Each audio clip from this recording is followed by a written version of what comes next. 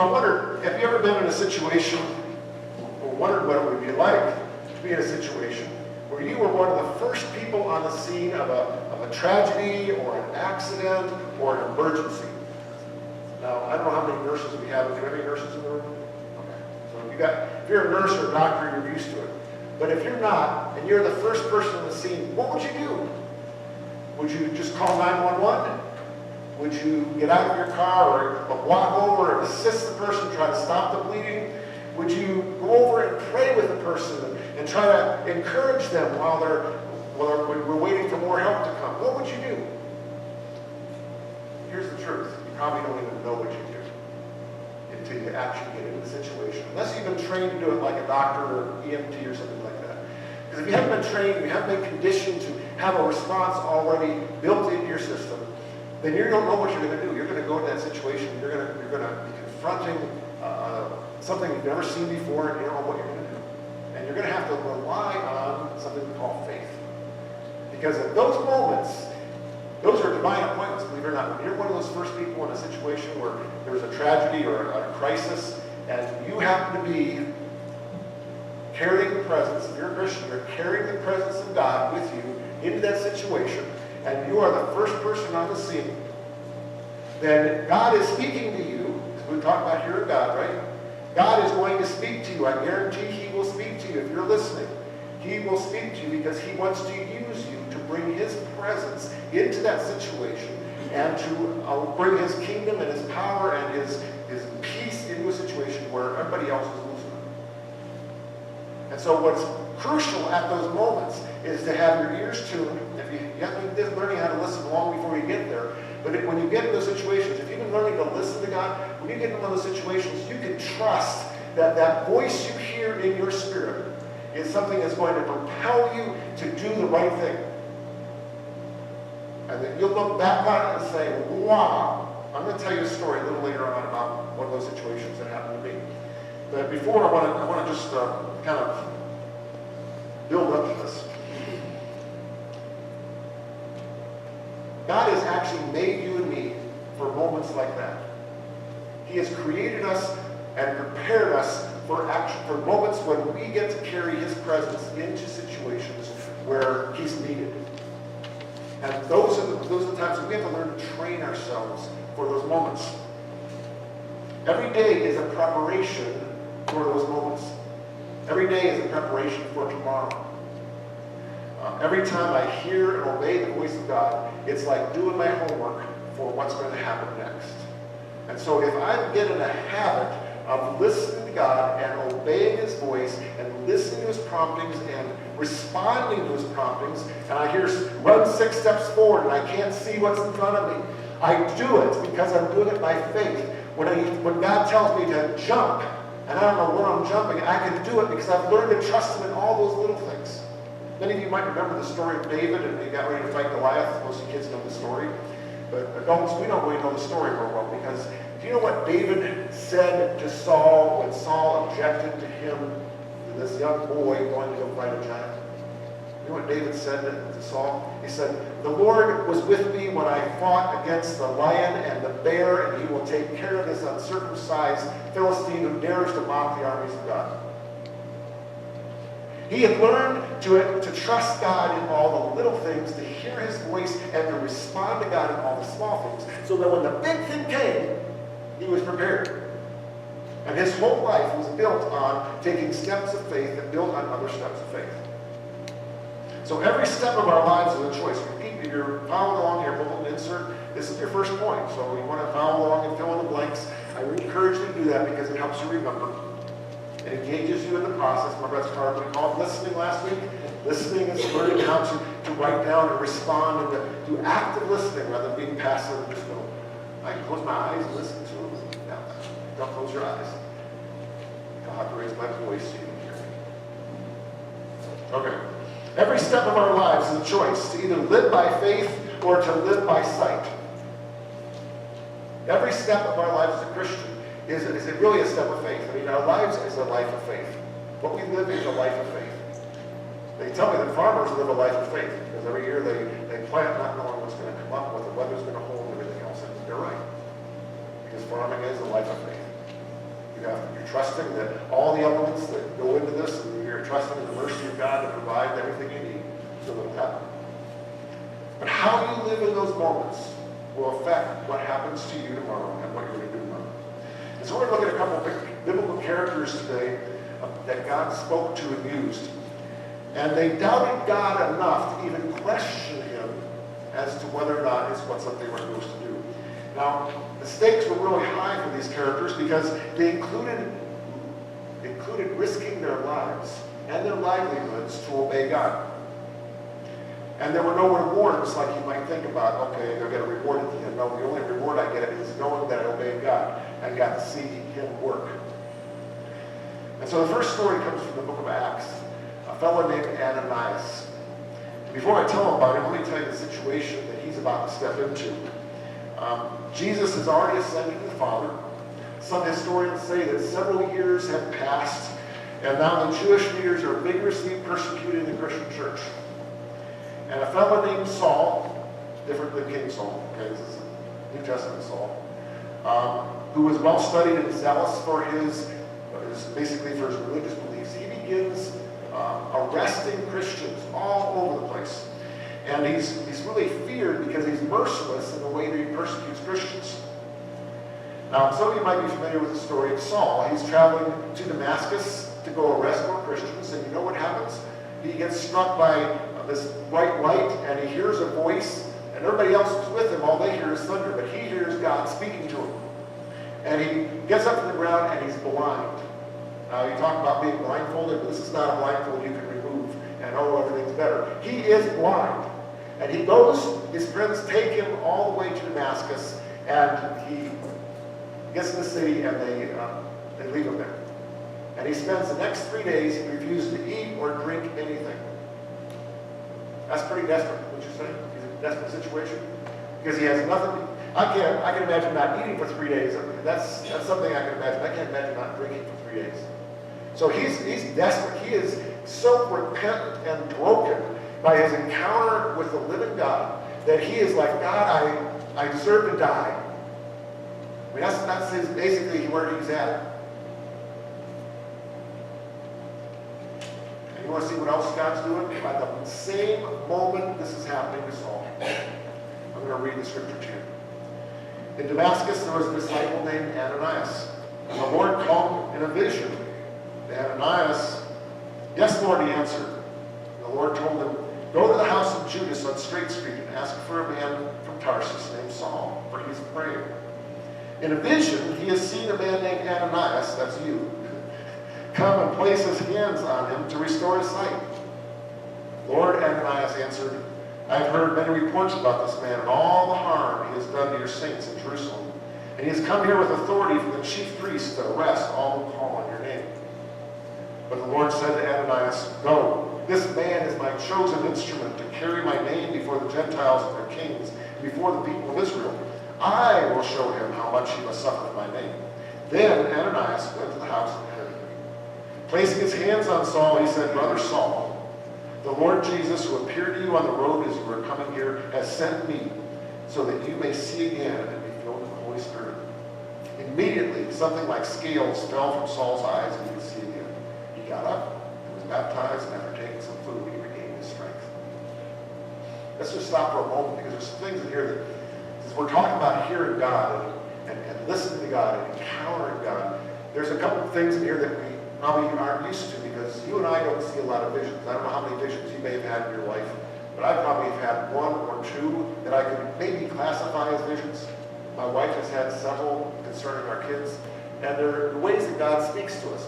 And both Saul and Ananias had a vision. God spoke to them in a vision. And there's really, a vision is essentially when we see something supernaturally, either with our eyes or our mind. So we actually see something happen and play out in front of us, either right in front of us like watching a TV, or it's in our head, and we kind of close our eyes and we kind of see something happen. That's that's what we call vision. And when God's a part of that, and he's speaking to us in it, that's what you're seeing. Now consider Saul. He was blind, so he couldn't see with his eyes, and yet he has a vision. Doesn't that seem kind of odd, to have a vision and not be able to see? But that's exactly what happens to Saul. He could not see in the physical realm at all, so what he saw was a vision in his mind. And some commentators call that a closed vision. That means it's closed off from the physical realm, and what we do is we play it out in our head. It plays out inside our head. If you're in prayer, a lot of times you pray with eyes closed, at least I do, and sometimes I'll just get this picture. I don't call that a vision, I call it a picture, an image, an impression. And some people call it a vision, especially if it's more than just one frame. You know, it's more than just a painting, it's a movie. And they'll actually pay attention. You actually pay attention when God gives you that kind of picture. And that's what Saul did, he was paying attention.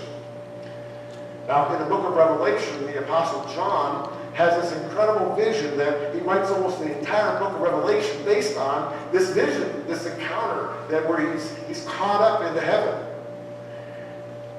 We would call that an open vision because it's like you're a part of the vision. You're actually a part of what's happening. And so the vision is an open vision. You can have your eyes open. It's as if you're in the vision itself, as if you're part of what's happening. You're actually experiencing it. And I believe that's what's happened to Ananias, is he's having this vision, and he's talking with this angel. He's having this conversation with God, and they're having this conversation in the vision. And so it's two-way. And so Ananias knows who Saul is, and when God speaks to him in the vision, he's reluctant to do what God tells him to do, because obviously he knows who Saul is. And you think about what Ananias' objection was. It wasn't about being told to lay hands on somebody's eyes and help them to see. If you were in a crowd of people and there was a blind man, and you heard God say in your head, go lay hands on that person and they will see, how would you respond to that if you heard a voice inside your head say that? Most of us would say, right? Exactly. That's what our objection would be. But Ananias didn't even hesitate on that part. He had no qualms about trusting God that if he did what God said, told him to do, it would happen. What he had qualms with was risking his life to go talk to a guy who was persecuting and arresting people. So he had an issue with putting his life on the line. But you and I can understand that reluctance. But then God says something very powerful. He says, the Lord said to Ananias, go, this man is my chosen instrument to carry my name before the Gentiles and their kings and before the people of Israel. I will show them how much you suffer for my name. That word go is such a powerful imperative. When you hear that word in your spirit, there's something that happens, because I think that it's like when God says one word and he says it in a verb. There's something about that. It's like getting an electric shock. It's like, oh, I better do it, you know. And I think that's what happened to Ananias. That was what impelled him to go ahead and go do what he said. And you know, he did go and lay hands on Saul. It doesn't even say he prayed for him. He just laid hands on him. He just did exactly what God told him to do. And Saul's eyes opened and he was able to see. And he went and got baptized. So he was a believer. I want to tell you a story about what happened when I heard that word go. It was like a starter pistol. You know, when you're on a race, the kids were on a race, and I saw they were using starter pistols and the blanks, and the kids get ready, set, go, and you shoot the gun, and they're like, go, right? Once you do this track. Exactly. And so I was a fairly young Christian, probably I've been a Christian about a year and a half. I had just moved to Houston, Texas, and I'd only been there a few months. And I was working for Nabisco as a packaging foreman at their plant on Alameda Road, and was working second shift. And I was driving home about 11:30 one night, and I was going to my apartment in Southwest Houston.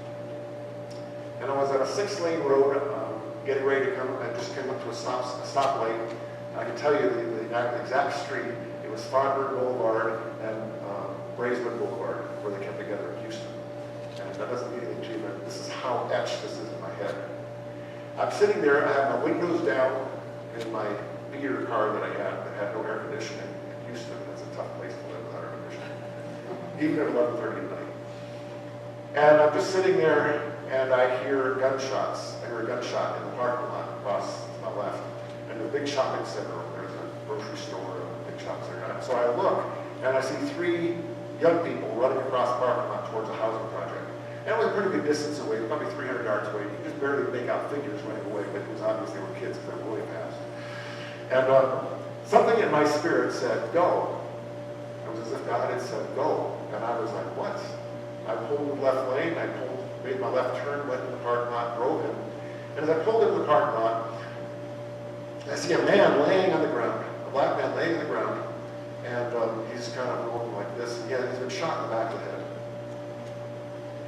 And I walk past him to the crowd at the grocery store, and they're all standing outside the grocery store saying, I said, what happened? And they said, these guys came and robbed the store, and he's a police officer, off-duty police officer, and they shot him. And at that moment, I turned around and I heard the Lord simply say in my spirit, go pray for him. So I walk over. Now, everybody else is staying away. They're staying as far away from the guy as you are standing away from me right now. That's how far they were. It's like, I'm not going near that guy, right? So I walk over to him, and I kind of kneel down by his feet, and I hear the Lord say, other end.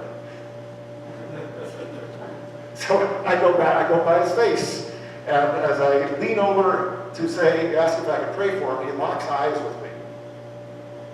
And I mean, it's like, I can still remember the look of this man, and how it just captured me. And I just looked at him and said, would you like me to pray with you? And he said, yes. He spoke. And so I began praying with him. I spent at least a half an hour praying with him. Somebody brought a towel, put it under his head. I put my hand under the towel, and his other hand on his hand. We were just praying together. I prayed everything I could think of. I can't even express all the things that I prayed. I even prayed the plan of salvation. He repeated everything after I did. I mean, he was engaged, and we were like 2 people on an island. Well, the police came. They didn't even attempt to separate me from this guy. They just picked up the gun, and his gun was laying on the ground. They just picked up the gun, they let me continue praying for him. The paramedics arrive.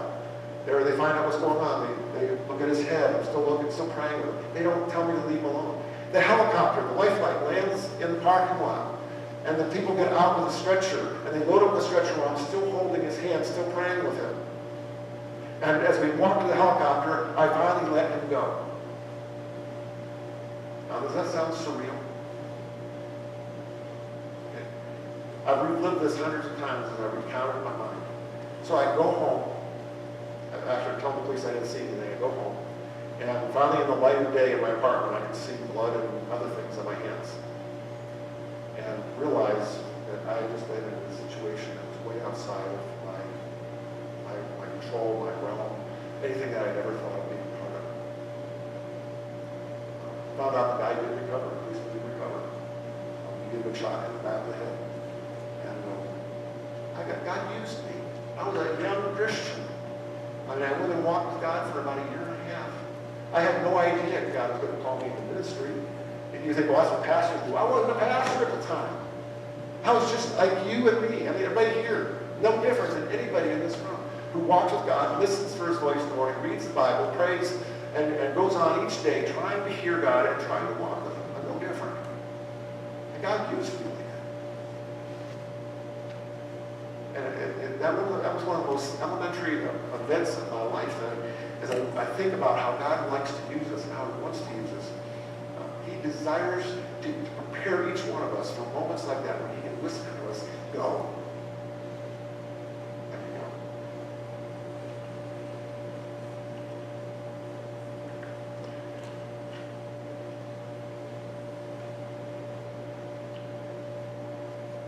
I wonder what went through Ananias' head that day after laying hands on Saul. We never hear about Ananias again. Never hear his name in the Bible. He laid his hands on Saul. Saul got his eyes. Ananias got to baptize him. And Paul becomes Paul. Paul writes half of our New Testament and evangelizes most of the Roman world. Ananias was just a little piece of that. You don't know what piece you're playing. But if you're willing to obey and listen for the voice of God. there's nothing you can't do with it. So what do you do when you're not sure it's God speaking? I mean, I could have said, I'm not going there, right? There's violence over there. It's dangerous over there. I could have said that. Because I could have said, is that you, God? But there's moments when you don't have time to hang a fleece up. You know what a fleece is? You understand Gideon's fleece? Well, you not understand, I can tell you Gideon's fleece. Short story. But Gideon was told that he was to raise up some people to go after the Midianites, because the Midianites had invaded and they had oppressed the land. And so Gideon wasn't sure it was God speaking to him. And so he said, well, if this is really you, God, I'm going to put my fleece, that's a lamb skin, on the ground. And when it dews tonight, I ask it, my fleece will be dry and the rest of the ground will be wet. If this is really you, God. Right? And so the next morning, the fleece was dry and the rest of the ground was wet. That wasn't good enough. He said, well, God, I just want to really make sure it's you. Because this is really important. I put my life on the line. Tomorrow night, I want the ground to be dry and the fleece to be wet. And sure enough, that's what happens. And still, he's got doubts. He still has his issues. And God sends him and one of his friends, one of his buddies, go down into the Midianite camp one night and just to listen. And they overhear two of the Midianites talking about how the God of Israel is going to beat their butt. And so finally, Gideon gets the message and he obeys God. Do you understand? We don't always have time to hang out a fleece. Sometimes we have to take a step of faith and just say, whatever happens, God, I'm in your hands. I'm going to obey. And that's exactly the situation that you'll be in someday. You won't have time to pray 3 days ahead of time. You're going to have to act on what he says. You're going to say, God, is this you? I hope so, because I'm going to do it. I'm going to take that step of faith. I'm blindfolded. I don't know what's going to happen. But I trust you. So remember this next point, that hearing God is by faith. Rarely will we ever hear an audible voice. Almost always you'll hear the voice of God in your spirit. Or an impression. Just one of those feelings that you have, that you just know that you know that you know. But you're going to have to act on it by faith. You're going to have to trust that it's God. You won't even know it's God until after you do it. That's the amazing part. And that's what faith is. You understand what faith, the definition of faith is? Faith is confidence in what we hope for and the assurance about what we do not see. So you're actually saying, I believe you, and I'll take that step. I know there's 2 steps here, but I can't see it, but I know they're there, so I'm going to take the step anyway. That's what faith does. It trusts God in the middle of all that. Your next point is that faith in its most basic function is belief that's exemplified by trust. Trista evidenced faith because she trusted what we said. And she took those steps across her. She actually took 6 really fast steps. She wasn't totally confident, but she was confident enough to trust, right? And so she acted on it. And so what she did is exemplified faith in me, in my words, and in who I am. And there was a famous type fire act. A fellow named Blondin set a cable across Niagara Falls. And he made several trips across it. You've seen some of those guys do these daredevil things. Well, he went several trips across this. This was back in the 1930s. And then he took a wheelbarrow all the way across it. When he got to the side, the big crowd was gathered. And he asked them, he says, do you believe that I can carry a man across in this wheelbarrow over the falls? And the crowd roared, yeah, we believe you. He says, well, can I volunteer?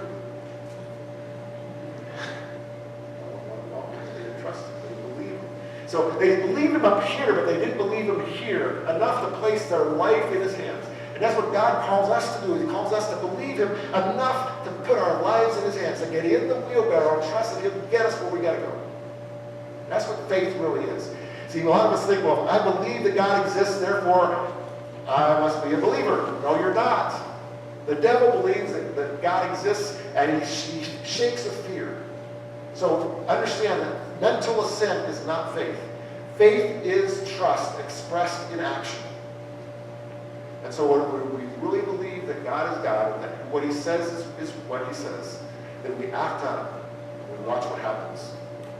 Abraham was rewarded for leaving his father's home and going into the promised land by believing God.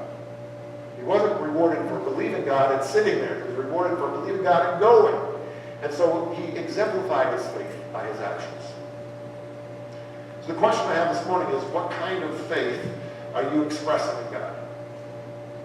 Enough to take a risk? You know, farming is the greatest lifestyle of faith, I think, for a profession. But the question can be, if you trust your livelihood to God, can you trust your minutes and your hours and your days to him as well? Can you trust him with every second of your day? Enough to even ask him, what should I do now, God? How should I live my day? How should I start my day? How should I begin this day? I'm going to be a little extravagant, I'm not going to say, but I knew a fellow at Fort Pitt in Houston, Texas, a Christian. He was actually a mentor of mine. And he said he would get up every morning and ask God what to wear. That's a little extreme. But that was the kind of dependent lifestyle that he had. He was willing to trust God and ask God for every moment of his day. Now, one of the things that you have to understand is that if you belong to Christ, then you have the mind of Christ. And that you actually have the ability to think his thoughts.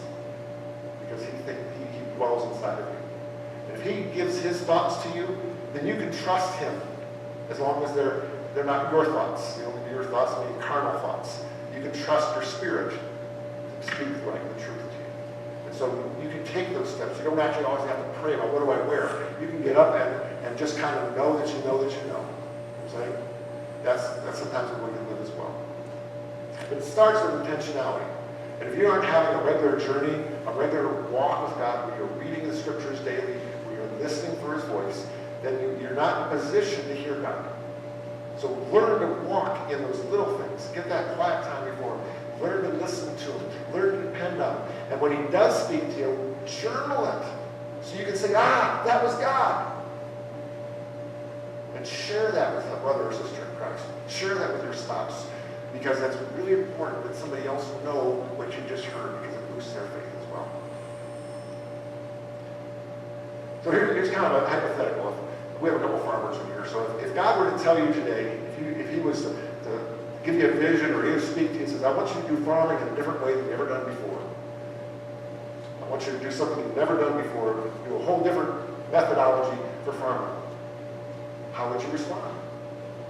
You're like, wait a minute. I know this works, right? Isn't that what going through your head? So there's this question of, even when you know what you know, when God speaks, are we willing to test it and pursue it, even when it means going against what we already know? That's the kind of faith that God calls us to live. And so it's an adventure. It's a wonderful adventure, because we don't just keep doing the same thing over and over again. We're actually looking for what God's up to every single day. I believe that God is practical, that he's every day, and he's interested in our lives every day. He's interested in how you raise your kids. He's interested in how you treat your spouse, how you grow your crops. And the big question for each one of us today is, are you willing to train your spiritual ears to hear him so that you can respond to his voice? That's the question we have to ask ourselves. So I'm going to lead us in prayer. And I'd like you just to bow your heads and just quietly allow the Holy Spirit to speak to you.